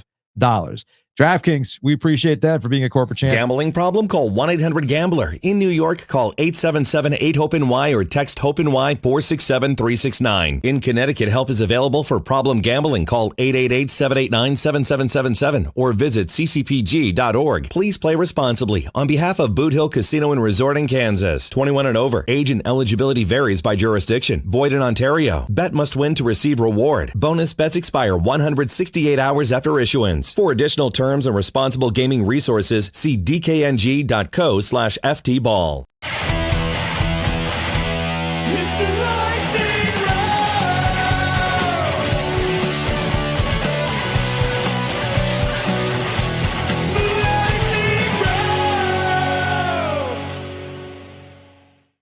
Lightning Rounds brought to you by Sam Jones Barbecue. Check them out in downtown Raleigh. I was there in between Christmas and New Year's. Got that smoked turkey. Baked beans, slept on. Told you the beans are delicious. Absolutely right about that. And if you're a little they got cornbread and they got the sweet potato muffin. Oh, they're like regular garden traditional cornbread. I actually do like that. I do like that cornbread too. Just slap the barbecue on top of that cornbread. Yes. And it's fantastic. Put a little Texas Pete on it and you're good to go. So that's all at Sam Jones. We appreciate them for sponsoring the lightning round. Let's get after it, Joe. As you mentioned, we do have the lines, but it is a Black Monday, and I can't think of a more appropriate Black Monday as the Patriots fired a black coach after year one.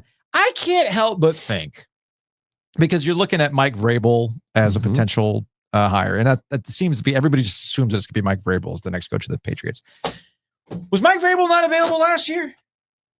And the sequence, if I'm remembering it correctly, he got fired by the Titans, so not sure. They had designated Mayo as the replacement for Bill Belichick. So if you went through all this process to give Gerard Mayo the coach in waiting, and he's going to be this guy, you got the new quarterback, and you understood that this year was going to be a rebuilding year, why are you moving on from him after year one? I'm taking a little bit too much glee in the delight of the Patriots' problems because, again, this is like the Carolina corollary. Yes. Like, I don't understand. What happened? I have this Hall of Fame coach. What? I have this Hall of Fame quarterback. What? Why don't you just go out and get your own? And go be Clemson, Joe. Just be Clemson. I cackled yesterday when I saw that Joe Milton was playing quarterback. I'm like, I know exactly what's about to happen here. They're so pissed. I know exactly what's about to happen here because Drake May, remember, in training camp, it was, oh man, Drake May sucks. Drake May sucks. Joe right? Milton, baby. Oh man, he missed this out. Blah blah blah blah blah. Joe Milton's this, that, and the other. And finally, I saw one of the national people did a redraft, and I wanted my my receipt from when I said back in the day, Drake May is actually a better quarterback than Caleb Williams. Yeah, he's a better pro quarterback than Caleb Williams. Yes, who's arguing with me now? But for them to throw this Joe Milton variable in there in week 18, I was like, man, this is just going to create a mess. I did not see them firing Mayo yesterday. I was surprised by that. I'm surprised by it. I know that the argument is that he didn't necessarily handle his public-facing comments, talking about business decisions and who's buying in and all this other stuff. I mean, you hired a first-time coach, young coach. You believed he's a Patriot guy. Clearly, you saw something in him. So if you're Robert Kraft and you're trying to take somebody else's steez, mainly the Pittsburgh Steelers, why wouldn't you give him time to grow? So all I can really look at is a long-standing history in the NFL where the black coach has to eat that shit for a year. Obviously, we knew this was going to suck. So we're going to put him out there, let him eat it, and then, we're just moving on from the coach. He didn't really work with us. I mean, because this is the thing that also doesn't make any sense. If Patriots fans are all hardcore in on Drake May, I guess Drake May just developed on his own. No coaching staff help. None of that, right? So let's just call it for what it is. It's typical history in the NFL, long-standing history in the NFL. But I know what the out's going to be. The Carolina Panthers, they fired Frank Reich before the season even ended. He didn't even make it one full year, all that kind of stuff. I get all that stuff. But let's look at the long-standing history of black coaches being put in a position to eat it for the rebuilding years before they go and really put the effort into where they want to be. Yeah, I've got news for you, Patriots. It's not coming back home for you. There's that. Which? You know what my first thought was when I saw this news? Bill Belichick's probably taking a sip of a blue cup right now, cackling, laughing, chuckling, probably having the same thought you did. Huh? You don't have a Hall of Fame quarterback. You don't have a Hall of Fame coach. A little harder, isn't it now? Huh? Funny how that works. Weird. Very, very strange. Doug Peterson. Shocker of shocks. He got fired. I'm not surprised by that. See, now, there were some of these guys who were let go where I'm like, wait, they hadn't been fired yet? Doug Peterson was one of those guys. And I think this is the last salvo that's used to defend Trevor Lawrence. So next year, they're going to have, because year one, Urban Meyer was really a year zero because, man, how are you going to judge Trevor Lawrence when you had a guy who was clearly not wow, it's like playing Alabama every week. Not suited for that job. Doug Peterson was brought in to be the adult in the room. Obviously, that has not worked out. And Trevor Lawrence has had his ups and downs. Injuries, not great play. I think next year is the real, all right, what's this about with Trevor Lawrence? We shall see. The Giants are keeping Brian Daboll and Joe Schoen. The general manager, Joe Schoen. Why? Why?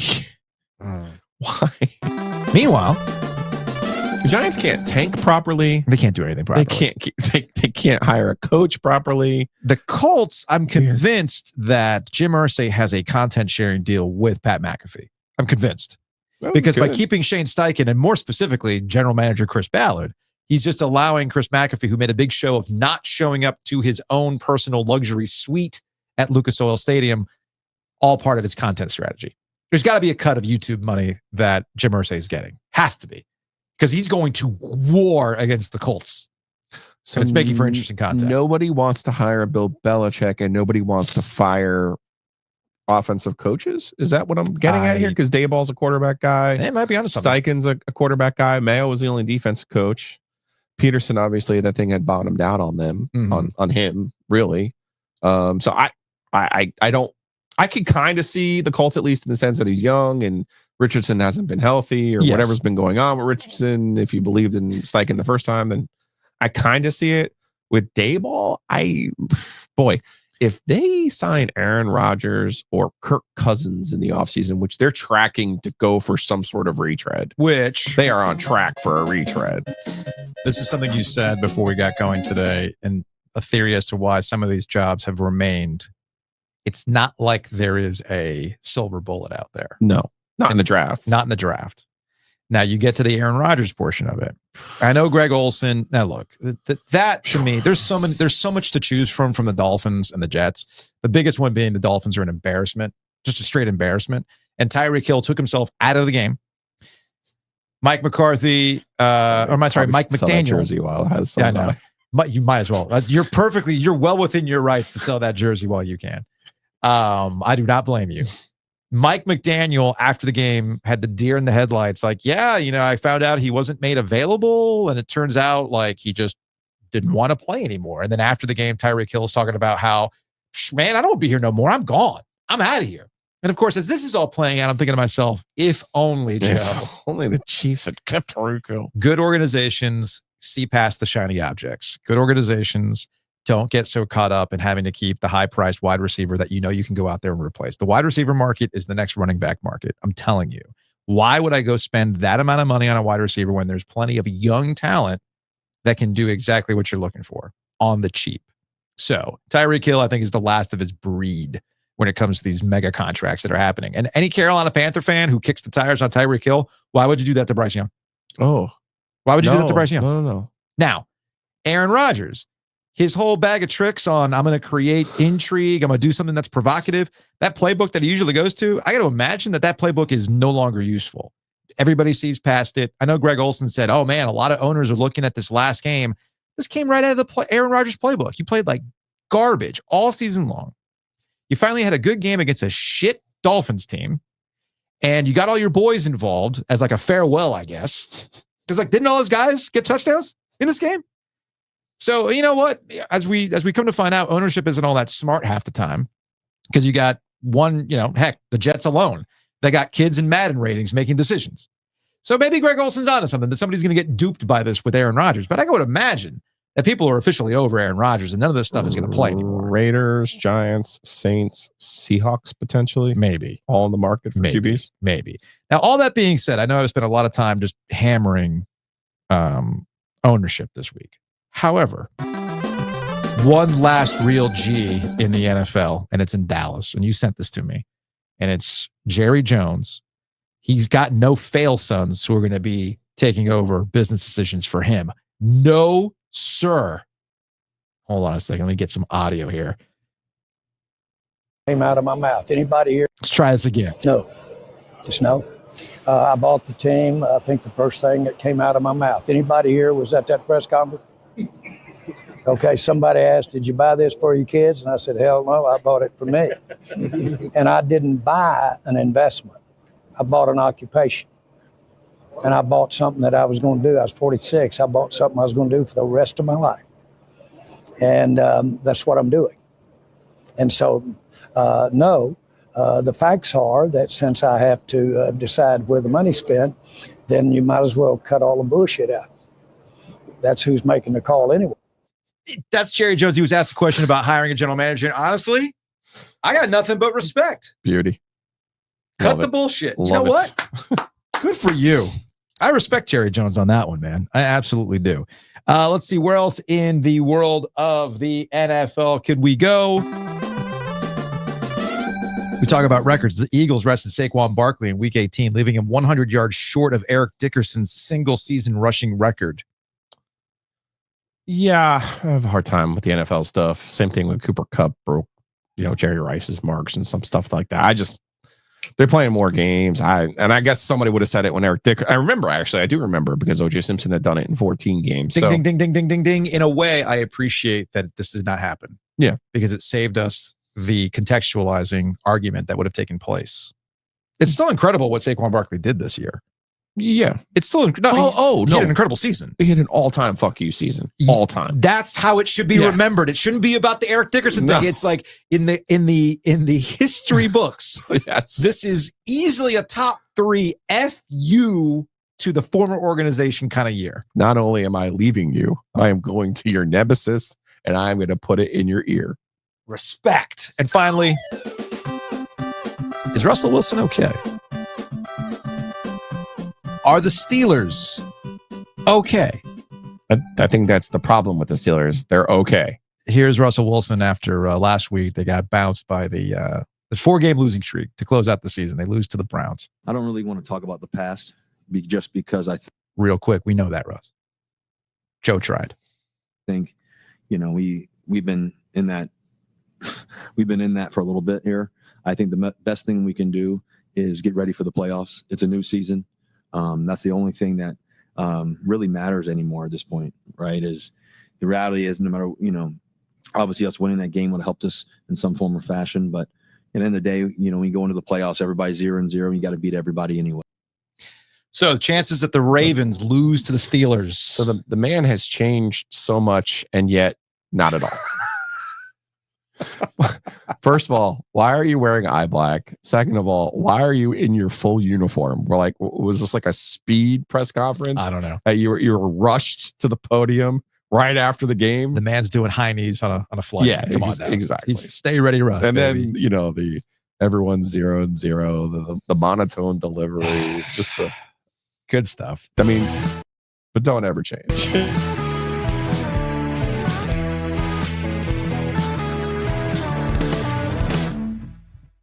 If I can change, you can change, and Joe Giglio can get out of his habits and try new things at the butcher's markets.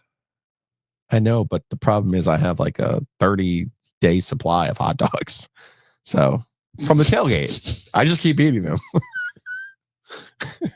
I just keep going. Hey, man, got to know your limitations. That tax day is going to be here in 9 days, man. 9 days.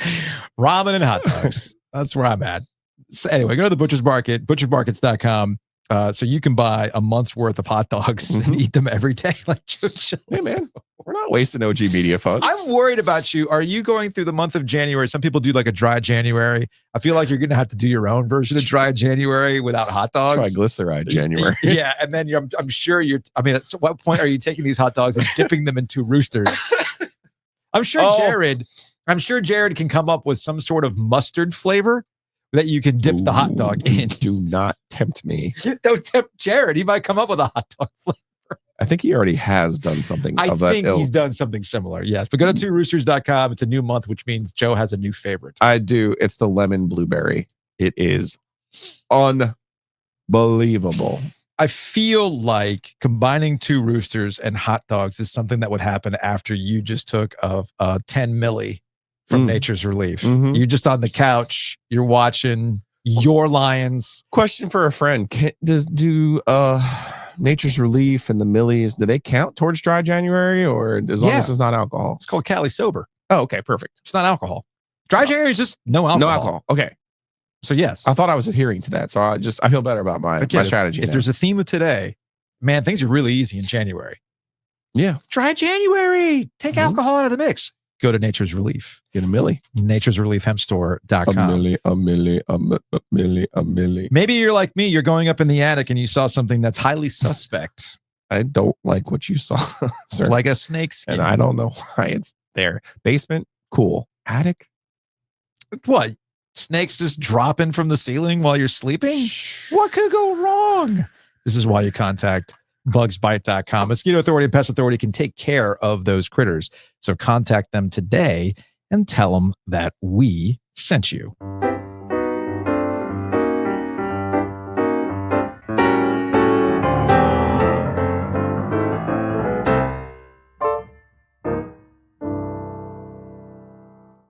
All right, let's get out of here with some Hey Joe. These are some reactions to the mailbag episode where we took a bunch of NC State fan phone calls. Oh, not the greatest phone call in the history of this program. Which one? The ECU fan saying, I saw Giglio in a press box in 2012 and it convinced me. That was from miserable. That was from the year-end mailbag. But you saved that man. You saved that man. Hey, OG. This is Mike P. Originally from the 90. Of course, I was doxxed by Ovies since I'm now living in the 704. It was an amazing 35th birthday on the 28th. Watching ECU win while I'm sitting in Lenovo Center watching the Canes beat New Jersey. You know, I kind of simmered on the Military Bowl win. But I just want to inject all this vitriol and hatred and relevancy that ECU since Blake Carroll has created amongst these grumpy wolf pups.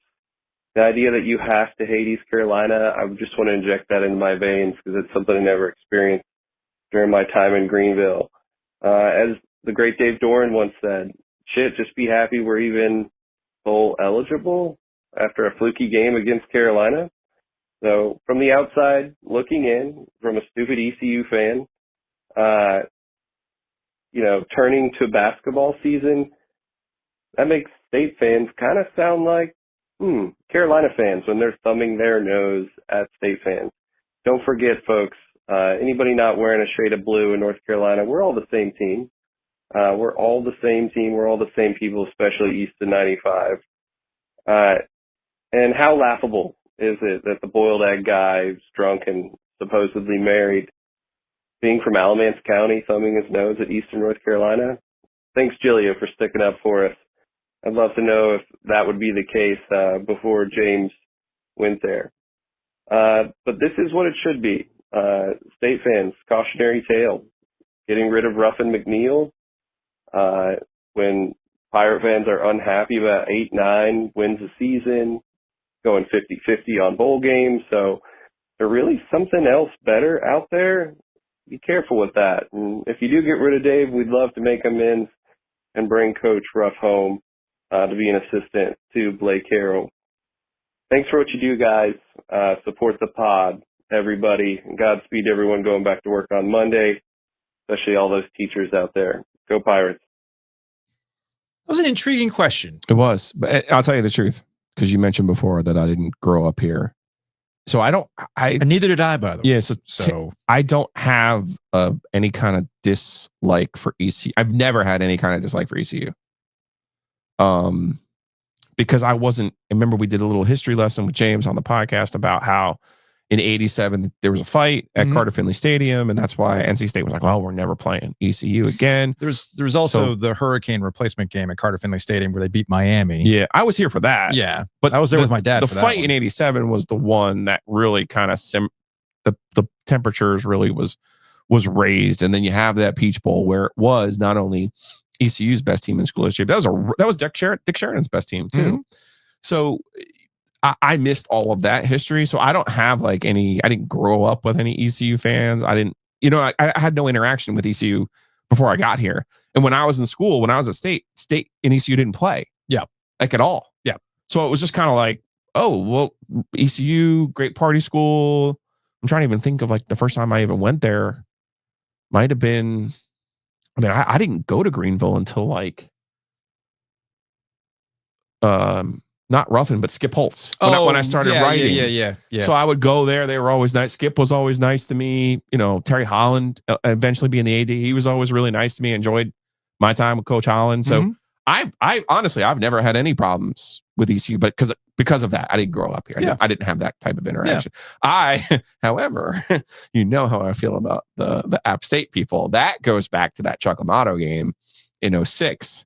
Where they beat the brakes off of App State. And every time an App State fan would talk, it would be like, we're national champions and we could beat you. And I'm like, yeah, State went 3-9 and beat your brains in. Okay.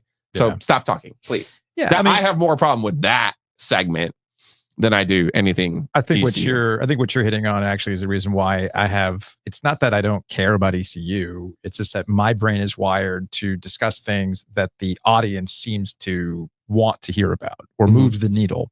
And really, I look at ECU as a what could have been.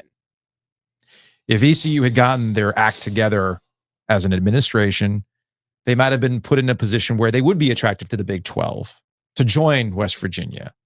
But because it's there for them, but because they've been just kind of in this bizarre nebulous state with a variety of coaches, they're just kind of there. Sometimes, honestly, that's how I feel about ECU sometimes. They're just there. Yeah, but they were running hot when West Virginia joined the Big 12. No, they weren't. And when UCF. No, they weren't.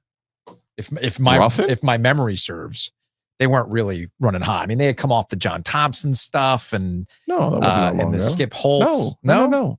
2012 is when West Virginia joined the Big 12. I'm talking about this current state of conference realignment as people of what constitutes the Big 12 today, not back when it happened in 2012. That's what I'm getting at. Okay. So it's just and it just kept building. And they put themselves in that position. Yeah, you're saying UCF put themselves in a position to join the Big 12 because of the success, the recent run that they had Yes. in the run. Whereas ECU and all the things that we know about this state and the population and all that kind of stuff. But that's always what's been held against them. The market has always been held against them. As people misread the market. And the true passion, I've always respected that because I've been to plenty of ECU West Virginia games, ECU Virginia Tech games, NC State ECU games, Carolina ECU games. The passion that's there for ECU football is the same way when I went to Morgantown for the game in 2019. Yeah. And I was blown away. And I was like, this is the actual genesis of the Irate Giglio conference. Mm-hmm.